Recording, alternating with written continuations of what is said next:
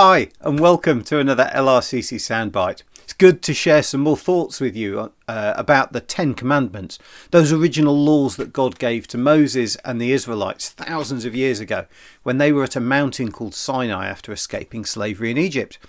So far we've looked at the commands to worship God, to not worship anything else, not to misuse God's name, take time out for rest. Last week we talked about respect for our parents and the command to not murder. This week we have two more. The second of them is not to steal. Why did I start with the second? The first is to be faithful in marriage. In Old English, the translations would say things like, "Thou shalt not commit adultery."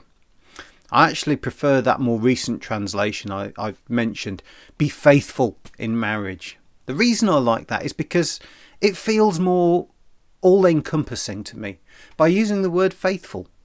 When Jesus talked about this command, he too talked about a deeper level of commitment than just the physical nature of our relationships. You'll also find that I'll talk about partner in this soundbite because, as always, this society we live in has moved on. There are many debates going on about what constitutes the kind of relationship that I want to talk about here. Marriage certainly is part of it, but people now make lifelong commitments to each other, building their relationship on deep love for each other. And I want to speak into all of those relationships, wherever you sit in your beliefs and your thoughts on that.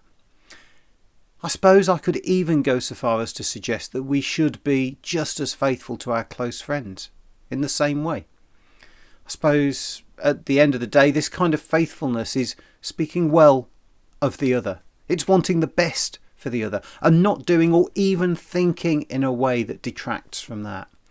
This is the kind of level that Jesus talked about. He wanted people to be faithful for their own sake, not just for the sake of the other. He didn't want us to be guilty or to feel guilty, having on our conscience that we were harbouring feelings that maybe we shouldn't for somebody else. Because even when it is secret in our hearts, it gets in the way of the commitment and the relationship that we have. Jesus just wants the best for us. I suppose in some ways the command to not steal does link with this. We often associate stealing with taking someone else's possessions. But actually, we can take far more than just possessions from people. We can take trust. When trust in someone is broken, especially someone we were really close to, that leaves a permanent scar. That can be something that people may never quite recover from. I know I've talked to people who tell me how they struggle to trust people anymore because their trust was once broken.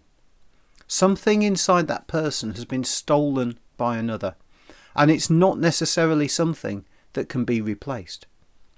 If we think about these commands and how they sound when we frame them in love, I think that the stealing of possessions is quite easy to deal with compared with the things that hurt us inside.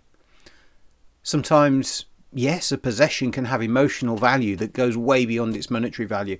That fits with the idea of stealing something that is more than just a possession for us. So this week, I want to finish by quoting something completely unrelated to the Bible and Christianity, but instead from a film in 1989 that was a lot of fun, Bill and Ted's Excellent Adventure. Their words of advice to the future were this: be excellent to each other.